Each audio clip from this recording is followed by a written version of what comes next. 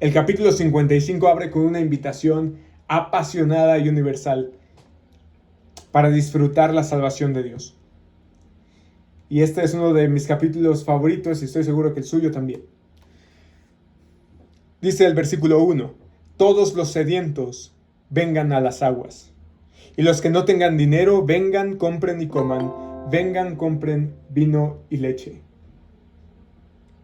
sin dinero y sin costo alguno. Fíjate cómo comienza este capítulo 55. Todos los sedientos vengan a las aguas. Y yo soy alguien que toma mucha agua. Normalmente ustedes me van a ver tomando litros y litros y litros de agua, no solamente durante las reuniones, sino si le preguntan al hermano Isaac o a mi familia, todo el día. Y fíjese que estos días que yo he estado yendo y viniendo de la ciudad, a veces yo me quedo sin agua, sin garrafones, y precisamente me agarra la madrugada, y por la costumbre de tomar agua todo el día, me viene una sed intensa e inmensa. Y entonces pasa uno 8 horas, y créanme, le pueden preguntar al hermano Isaac, esas 8 horas yo no duermo, porque no tengo un vaso de agua a la mano. Y estoy así como desesperado, ¿no? Como con ansia, ni para salir a comprar, porque todo está cerrado.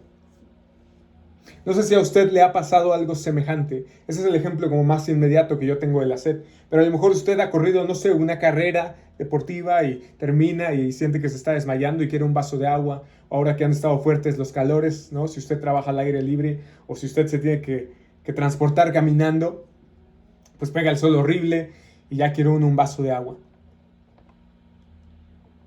Sea cual sea la situación, quiero que usted se imagine. Para eso son todos estos ejemplos. Que usted se imagine la sensación de sed del cuerpo. La sed, por definición, usted lo sabe, es el ansia de agua, del líquido vital sin el cual nosotros moriríamos. Más del 70% de nuestro cuerpo es agua. Entonces imagínese lo indispensable que es. Sin embargo, fíjese cómo la invitación es para todos los sedientos. Y la invitación es no solamente para todos los sedientos, sino el objetivo es que vengan a las aguas. Y usted se pregunta, bueno, ¿y por qué a las aguas, no? ¿Por qué no manda a venir, no sé, a las riquezas o a la fama? ¿Por qué no les ofrece tierras o joyas? Porque lo que anhela el sediento y sobre todo lo que necesita es agua. Ahora bien, la pregunta sería, bueno, ¿y quiénes están sedientos? ¿Para quién es esta invitación? La invitación no está dirigida a un grupo selecto, ¿no? No dice los de la colonia fulana o los del pueblo sutano, sino que se extiende a todos sin distinción, todos los sedientos. Y la satisfacción que se les ofrece es efectiva para todos, por eso es sin distinción. Todos están llamados a participar de los beneficios de la gracia divina.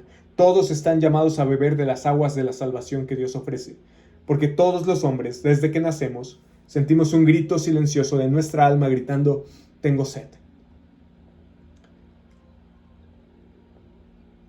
Como dijo un predicador, la invitación que Dios hace en este pasaje no es solo una buena oportunidad, sino una obligación espiritual. Y fíjese lo que sigue después del pasaje. Y los que no tengan dinero, vengan, compren y coman. Vengan, compren vino y leche. Isaías nos muestra aquí a Dios exclamando de la misma manera que lo hace un vendedor ambulante en la esquina de las calles del mercado. Vengan, compren, coman, vengan, compren vino y leche. Esa es la idea. Pero con la diferencia de que Él ofrece algo que es imperecedero a personas que no tienen con qué pagarle.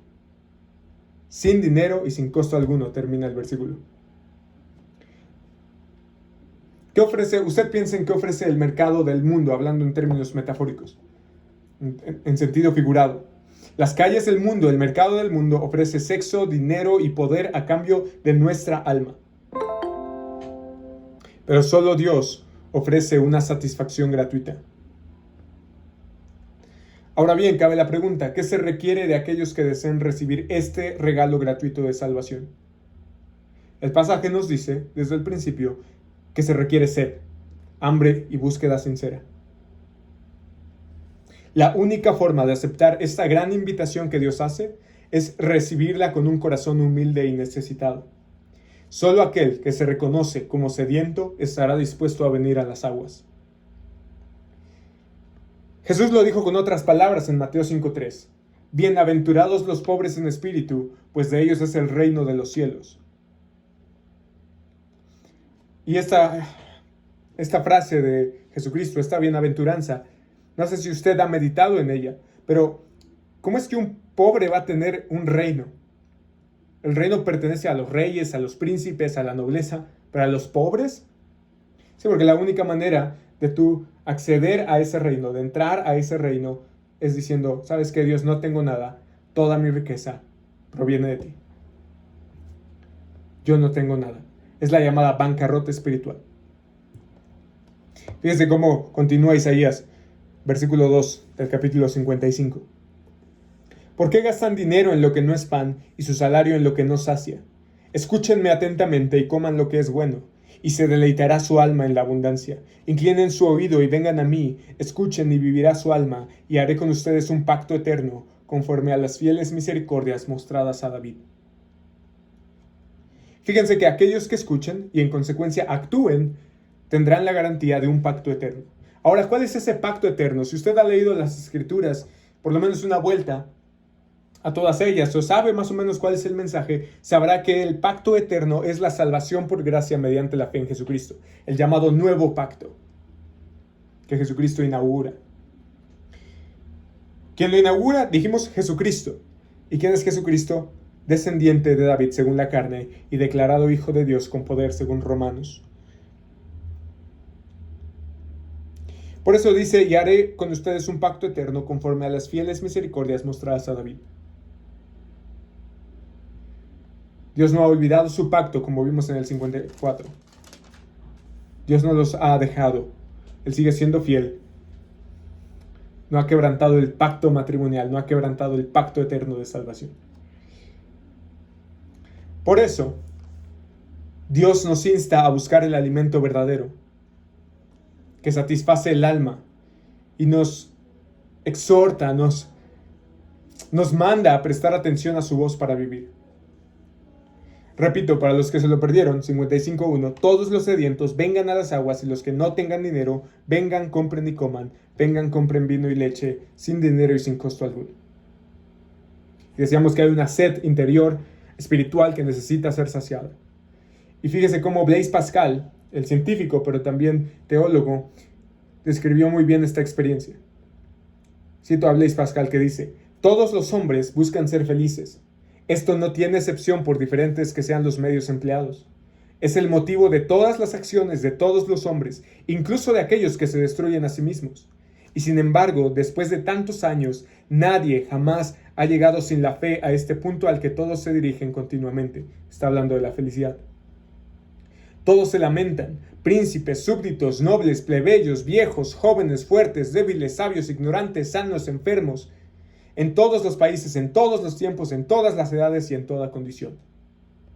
¿Qué es pues lo que proclama este deseo y esta impotencia de encontrarlo? Sino el que ha habido antaño en el hombre una verdadera felicidad, de la que no le queda ahora sino la señal y la huella vacía, y que trata inútilmente de rellenar con todo lo que le rodea, buscando en las cosas ausentes el socorro que no obtiene en las presentes.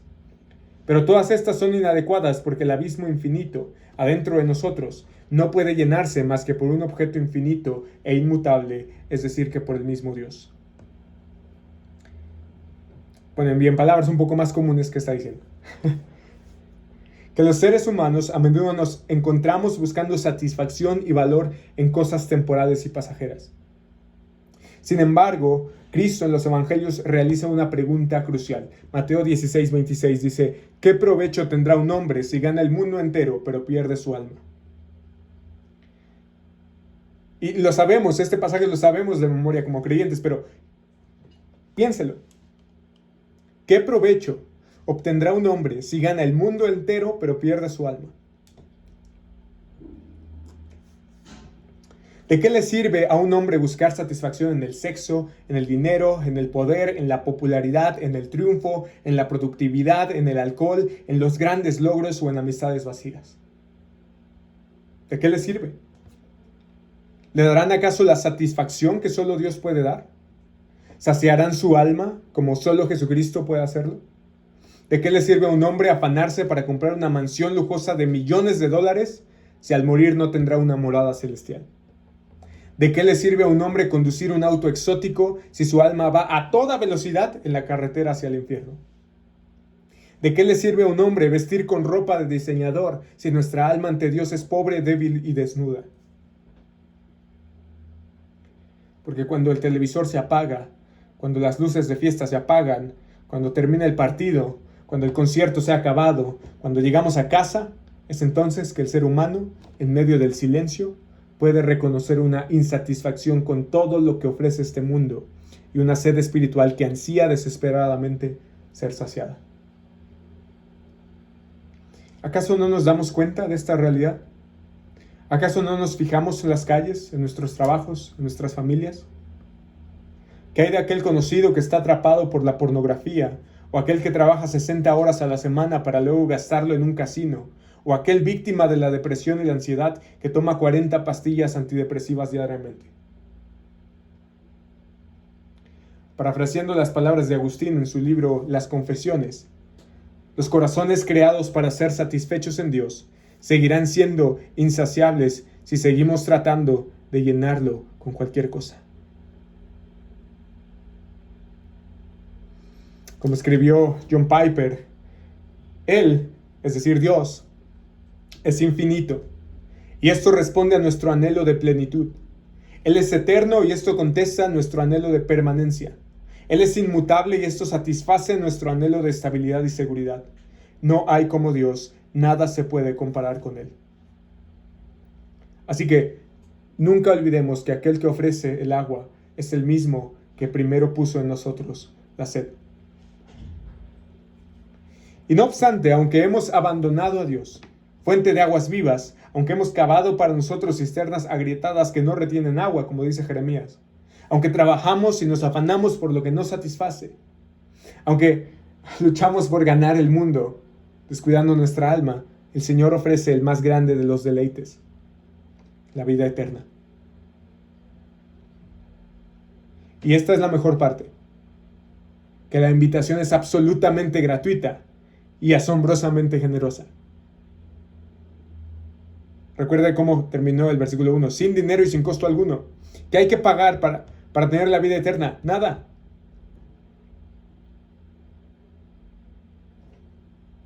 ¿Y qué obtengo a cambio? Todo. ¿Por qué? Porque debido a que el siervo ya ha recibido el castigo por nuestra paz, según vimos en Isaías 53, el único requisito es venir. Versículo 4. Lo he puesto por testigo a los pueblos, hablando del descendiente de David, hablando del siervo, por guía y jefe de las naciones. Tú llamarás a una nación que no conocías, y una nación que no te conocía correrá a ti, a causa del Señor tu Dios, el Santo de Israel, porque Él te ha glorificado. Fíjese cómo aquí habla de naciones que no son conocidas y que corren al Señor. Esos somos nosotros, que no somos judíos. Porque las buenas nuevas no son dirigidas solamente a judíos, sino a todo el pueblo, a toda nación. Además, Dios no solamente hace la invitación a la verdadera satisfacción, sino que también nos dice que encontramos esta satisfacción en Él. ¿Y cuál es el requisito? Venir. ¿Y cómo debemos venir? Versículo 6. Busquen al Señor mientras pueda ser hallado, llámenlo en tanto que está cerca. Este llamado que Dios hace tiene un carácter urgente, pues el tiempo apremia, y puede que un día no haya oportunidad de atenderlo. Debido a que Dios es soberano, nuestra vida es corta y las llamas del infierno esperan debajo de nosotros, debemos acercarnos a Él de forma inmediata. No hay tiempo que desperdiciar. Como dijo H.B. Charles Jr., un predicador, si bien la salvación es una garantía de por vida, su oferta es de tiempo limitado.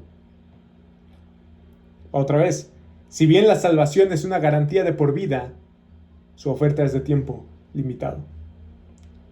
Es decir, los beneficios de la salvación son eternos, pero la invitación tiene vigencia. Versículo 7. Abandone el impío su camino y el hombre malvado sus pensamientos, y vuélvase al Señor, que tendrá de él compasión, al Dios nuestro, que será amplio en perdonar. Fíjese cuál fue la invitación o cuál fue el requerimiento en el versículo anterior. Busquen al Señor mientras pueda ser hallado, llámenlo en tanto que está cerca. ¿Pero qué cree? Nosotros hemos sido muchas veces negligentes de buscar y llamar al Señor. Y nos hemos convertido en impíos y malvados. Y entonces, Isaías nos llama a buscar al Señor mientras está cerca, a abandonar nuestros malos caminos y nuestros pensamientos perversos y a acudir a Dios en humildad de corazón. El versículo 7 dice que si nos apartamos de nuestros malos caminos y pensamientos pecaminosos, nos perdonará generosamente.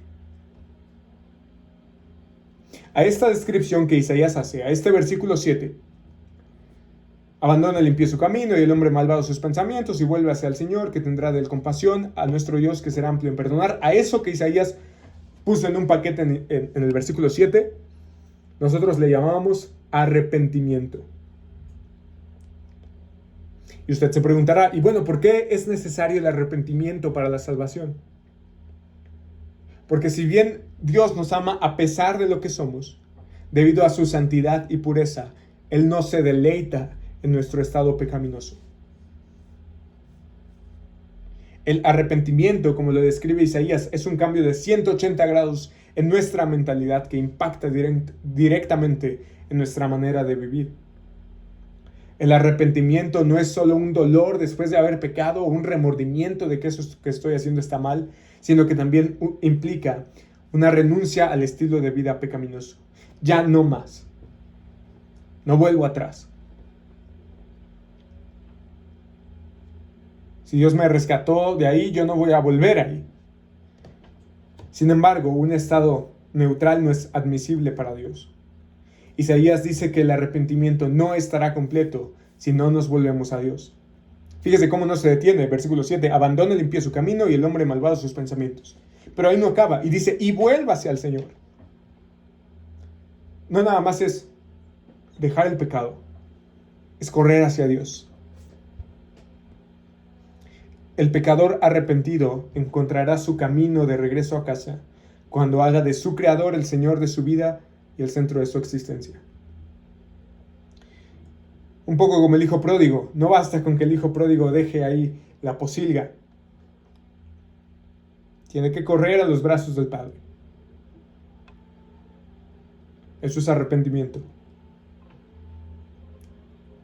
He pecado contra el cielo y contra ti, y ya no soy digno de ser llamado uno de tus hijos.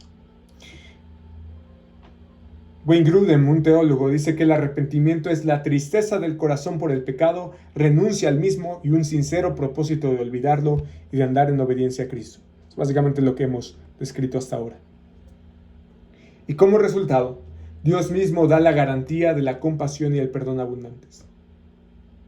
Es decir, que si regresas al Señor después de no buscarlo ni invocarlo, después de vivir en impiedad y maldad, Él te perdonará. Y a lo mejor tú dices, bueno, pero ¿cómo esto puede ser cierto? Suena como demasiado bueno para ser verdad. Hermano Edgar, tú no sabes lo que he hecho. Simplemente no puedo entender cómo Dios puede ser capaz de salvarme. Y la verdad es que es cierto. Yo no lo sé. Los seres humanos nos conducimos en este mundo como si la palabra perdón no estuviera en nuestro diccionario. Sin embargo, para nuestra bendición, los pensamientos y los caminos de Dios no son los nuestros, son más altos. Y por eso, aunque no podemos entender la totalidad de la salvación debido a nuestra mente finita, estamos llamados a obedecer su llamado con fe. Fíjese cómo dice el versículo 8. Porque mis pensamientos no son los pensamientos de ustedes, ni sus caminos son mis caminos, declara el Señor. Porque como los cielos son más altos que la tierra, así mis caminos son más altos que sus caminos, y mis pensamientos más que sus pensamientos.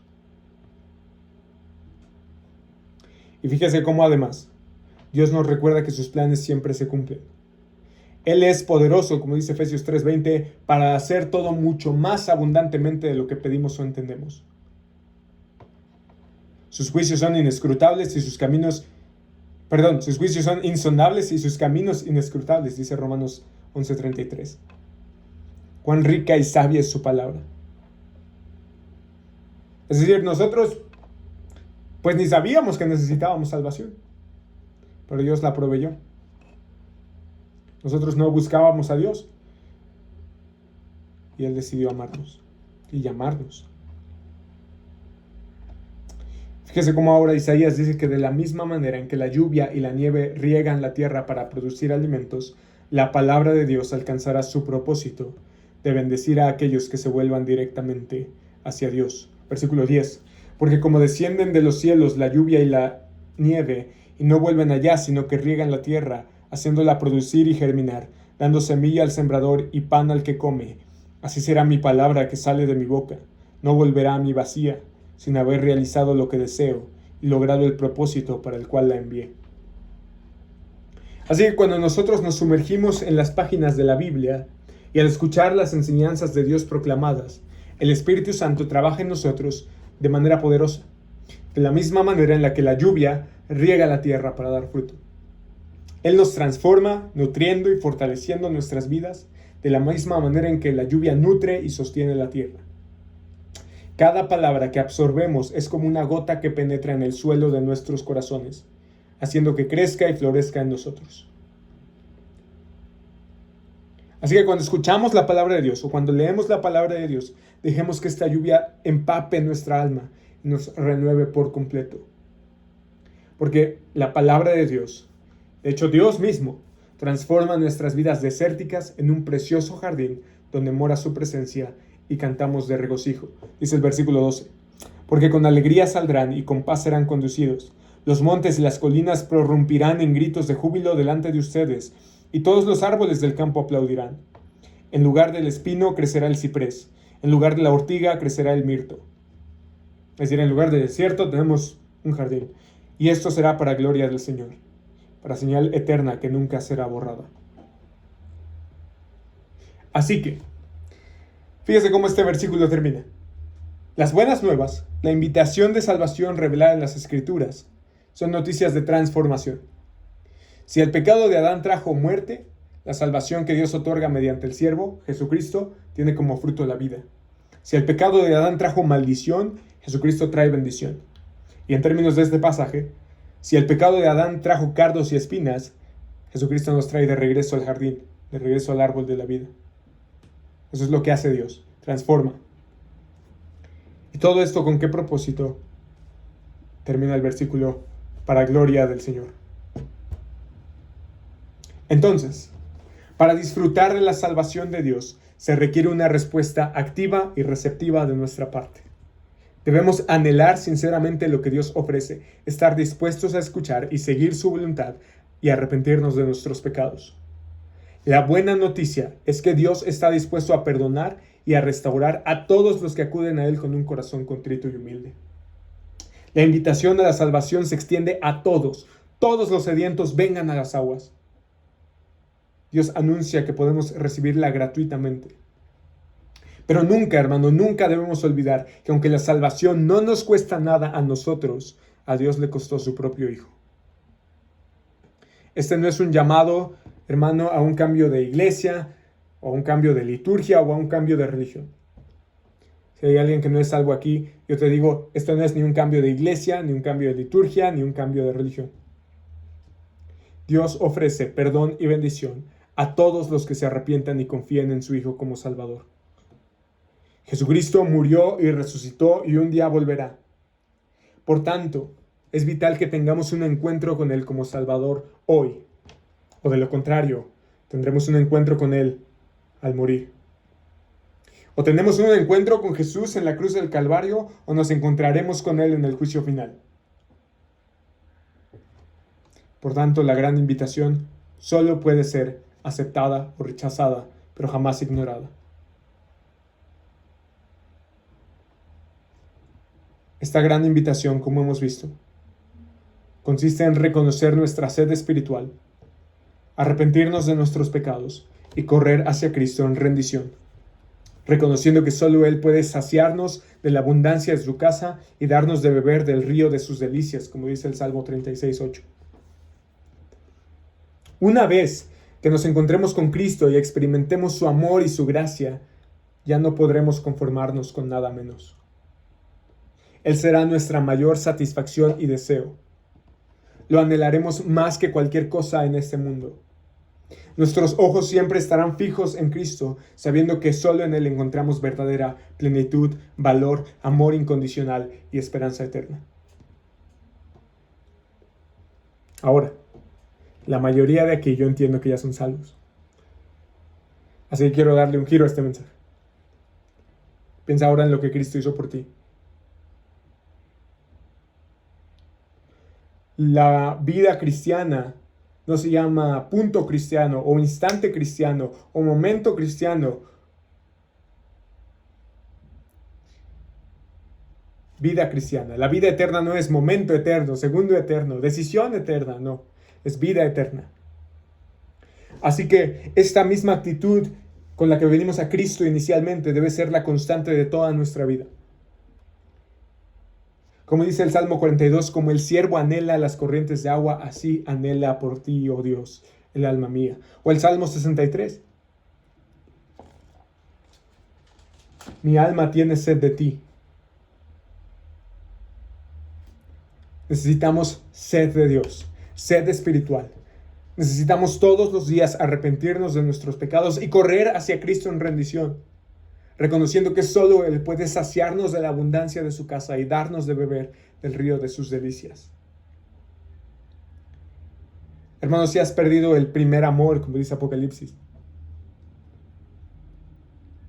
vuelve a Cristo. Porque recuerda que cuando te encuentras con Cristo y cuando experimentas su amor y su gracia, no podemos conformarnos con nada menos. Y hermanos, si tú has ido tras cualquier otra cosa que no sea Cristo, no te conformes con nada menos que Cristo. Él debe ser nuestra mayor satisfacción y deseo. Debemos anhelarlo más que a cualquier cosa en este mundo. Que todo comparado con Él sea nada. Que decía Pablo, lo tengo por basura con tal de ganar a Cristo. Que nuestros ojos en este caminar cristiano siempre estén fijos en Cristo, el autor y consumador de la fe. Puestos los ojos en Él. Porque solo en Él vamos a encontrar verdadera plenitud, valor, amor incondicional y esperanza eterna. El llamado de Isaías es: todos los sedientos, vengan a las aguas.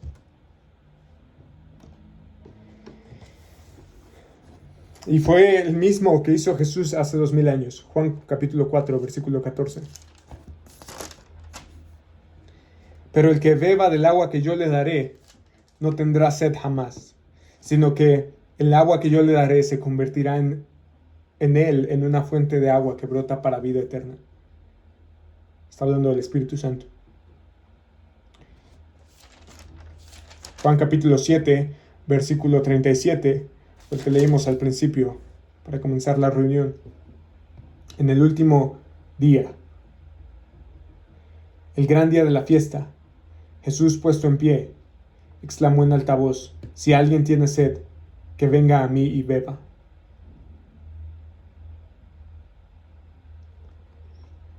Así como Jesús exclamó en el último gran día, hermano, hoy puede ser el último día.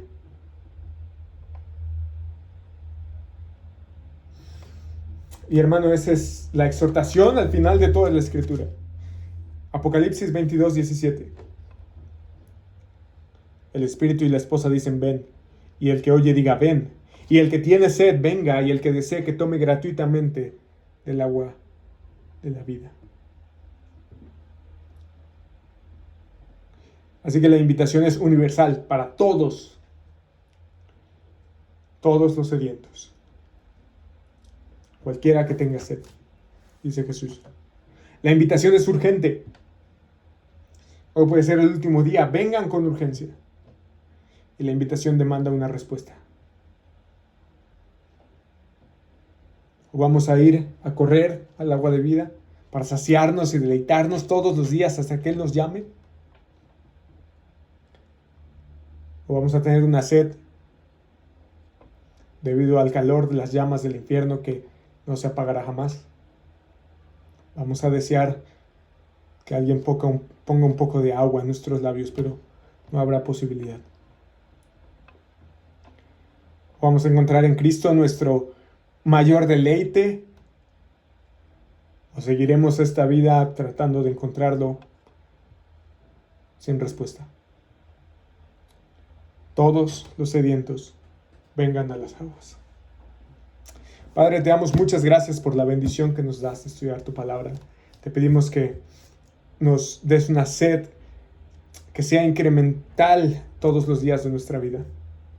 Una sed por ti, un hambre de ti, pues solo tú puedes saciar los vacíos de nuestros corazones. Por medio del Espíritu transformarnos, darnos vida, crecer a la imagen de Jesucristo. Nuestro mayor deleite y placer y gloria es conocerte, estar en tu presencia, seguirte, amarte. Que tu Espíritu Santo nos ayude e incremente nuestra sed por ti. Y a todos los sedientos que conocemos, te pedimos, Señor, que tú los traigas a las aguas. Que nos ayudes a llevarlos a ti, a llevarlos a las aguas.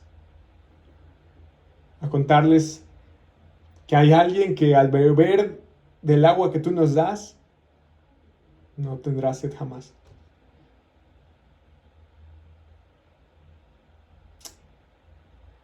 En el nombre de Jesús oramos. Amén.